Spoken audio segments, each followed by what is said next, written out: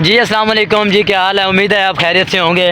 اور میں آپ کو نا کچھ دکھاتا ہوں۔ ہم یہ لاہور کی طرف باہر آئے تھے، آج کا موسم ماشاءاللہ بہت اتنا اچھا تھا اور بہت اچھا لگ رہا تھا۔ تو یہ دیکھیں، یہ نئی سوسائٹی بنی ہے، اس میں بھی انشاءاللہ ہم بہت زیادہ ولاگ بنائیں گے اور بناتے رہیں گے۔ آپ کو یوٹیوب پر آپ لائک کریں، سبسکرائب کریں، آپ کے تعاون کا شکریہ۔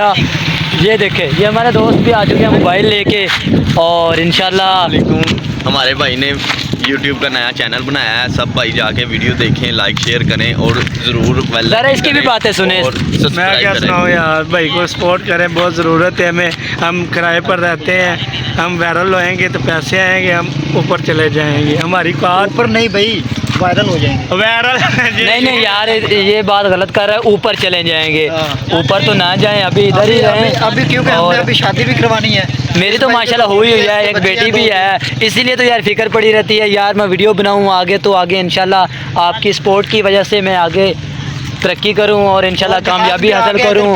اور وہ دیکھیں ان کا کام ذرا چیک کریں، یہ پوٹھی حرکتوں میں لگے ہوئے ہیں، پوٹھی۔ وہ دیکھو لے ان کا کام چیک کریں بھائی، ٹک ٹاک بنا رہے ہیں۔